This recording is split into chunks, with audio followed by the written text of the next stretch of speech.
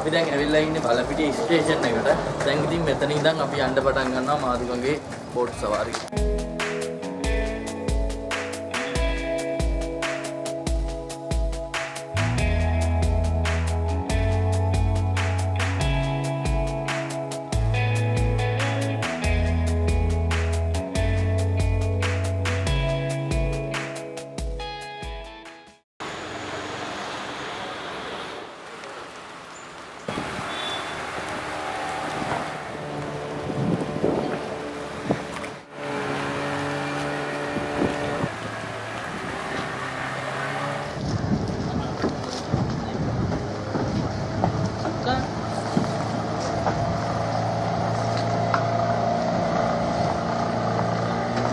අපේ චාරිකාවේ දෙවන පියවර තමයි මාදුගඟ ආශ්‍රිත තෙත්බිම් කලාපය. කොළඹ සිට කිලෝමීටර් 80ක් පමණ ගිය පසු මාදුගඟ ජල කලාපයේ මුහුදට වැටෙන තැන අපට හමු වෙනවා. මාදුගඟ කියන්නේ තෙත්බිම් ප්‍රදේශයක්. මෙම ප්‍රදේශය තුල කරදිය සහ මිරිදිය මිශ්‍ර වීමෙන් කලපුවකට සමාන ලක්ෂණ පෙන්눔 කරනවා.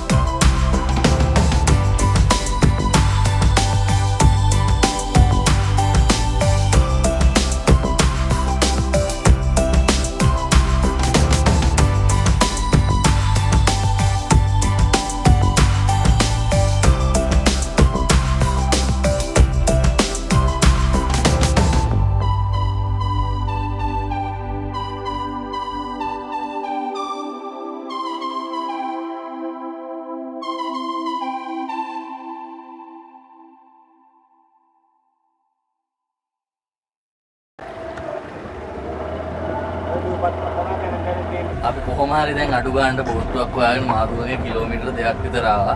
දැන් අපිට බලන්න පුළුවන් ගඟේ තියෙන ඉස්ස කොටුව. ඔව් මේ පැත්තෙන් පෙන්නේ ඉස්ස කොටුව.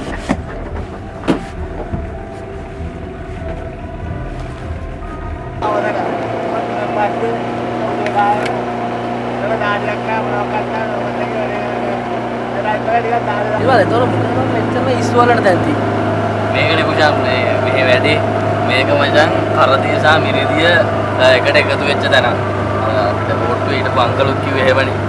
ඒ හින්දා මේ හරි ඉස්සන්ට බෝ වෙන්න හොඳම වාතාවරණයක් තියෙනවා, හොඳම පරිසර පද්ධතියක් තියෙනවා.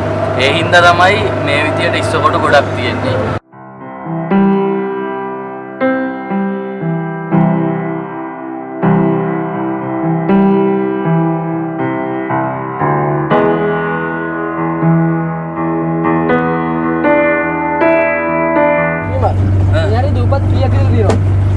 ආරංචි දෙනා දූපත් 68ක් තියෙනවා.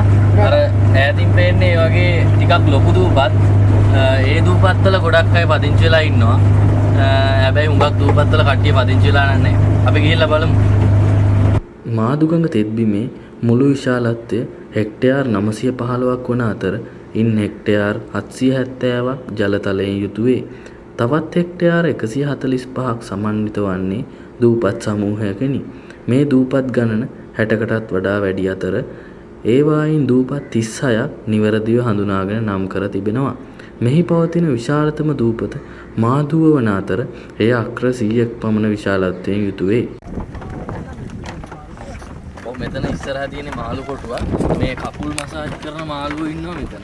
අපි කකුල දාලා වැරෙයිද දන්නේ නැහැ. දන්නේ නැහැ අපි දාලා බලමු. එනගයි පිස් මසාජ් එකක් දාමුනේ. ඔව් දැන් අපි යන්නේ මාළු ලව්ව කකුල් මසාජ් කරන්න.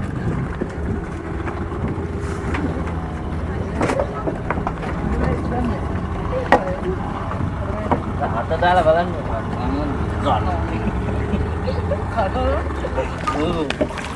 අම්මා මූ කන්නේ නේ.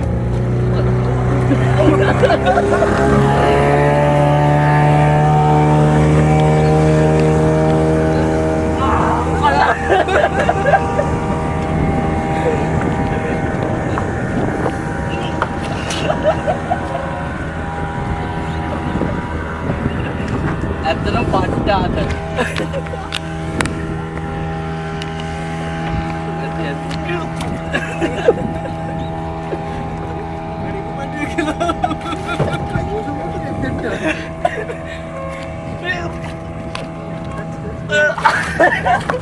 මේ වැඩේ කියලා නම් වැඩක් නැහැ. ඇවිල්ලම් බලන්න ඕනේ.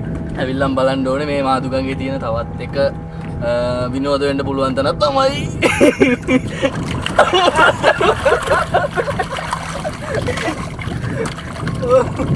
බලත් ඇවිල්ලා බලන්න.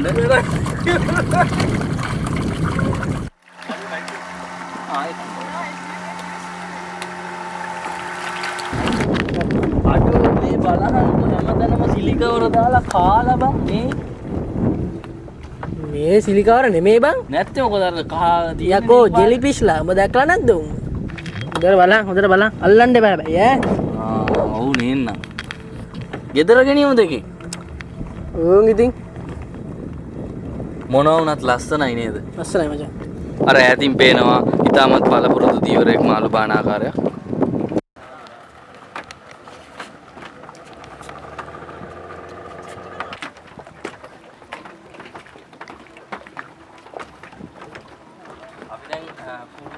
කුරුදු දුවට යන ගමන් ඉන්නේ කකුල් මසාජ් කරලා ඉවරයි. ගිහිල්ලා බලමු මොනවද තියෙන්නේ කියලා. කුරුඳු තෙල් හදන හැටි පොඩ්ඩක් අපිට කිව්වනම්.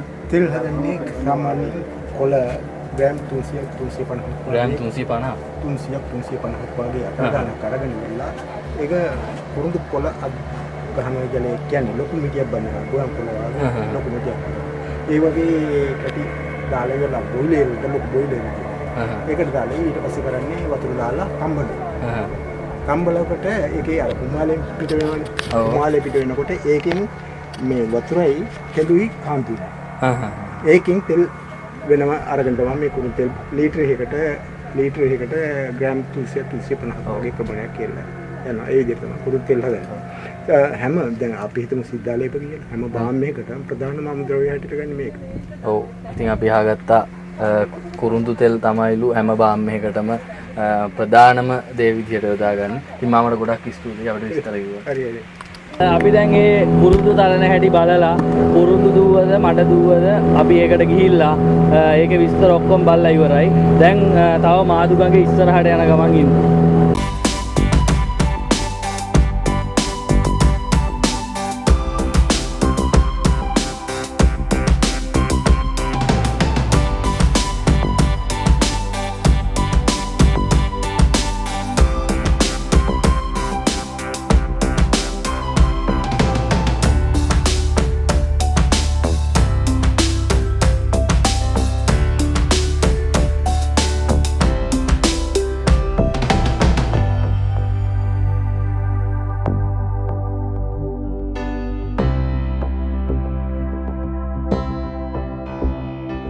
මේ තමයි කඩුලාන. ඔව්. මං කඩොලාන ගැන පොඩි දෙයක් දන්නවා. ඔව්. මේ කඩොලාන කුෂාන් ගහේ උඩ ඉඳන් මුල් වතුර තුලට ඇවිල්ලා වතුර ඇතුලේ විහිදිලා මුළු වතුරම මඩ පරිසරයම අල්ලගෙන ඉන්නේ. මේවා ඕනේ ලවණ සහිත පරිසරයකට ඕනේ අවුව ගොඩක් තියෙන පරිසරයකට ඔරොත්තු දෙනවා. ඒ වගේ මේ මුල් ඇතුලේ මාළු කකුළු වගේ හුඟක් දකින්ට අමාරු සත්තු ඉන්නවා. ඉතින් මේ හරි හුඟක් නිස්කලංකයි, ඇත්තටම හරි විනෝද ජනකයි වගේම හරි නිස්කලංක දෙයක් හිතට දැනෙනවා මේ පැත්තට ආපුවා. ගොඩක් ලස්සනයි. ගොඩක් ලස්සනයි.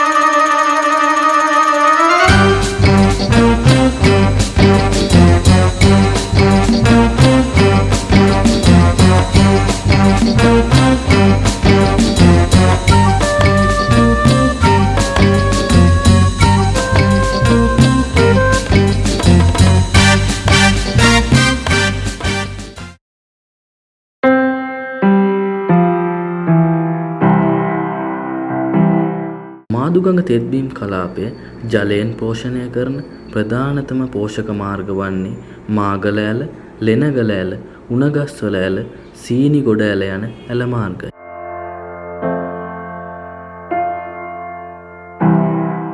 මාදුගඟ තෙත්බීම් කලාපය තුල පවතින මෙම කොද්දුව වෙහෙර ඓතිහාසික වැදගත්කම අතින් ඉහළ අගයක් ගන්නා ස්ථානයකි. මීට සියවස් දෙකකට පමණ පෙර ඉංග්‍රීසි සතුරු ආක්‍රමණ එල්ල වූ යුගයේ ශ්‍රී දළදා වහන්සේ මෙහි වැඩ සිටි බවට මතවාද පවතින අතර ලේඛනයට සහ කවියට මෙම සුන්දර වටපිටාව මනා රුකුලක් වූවායයි කීමටද සාක්ෂි විශාල ප්‍රමාණයක් පවතී.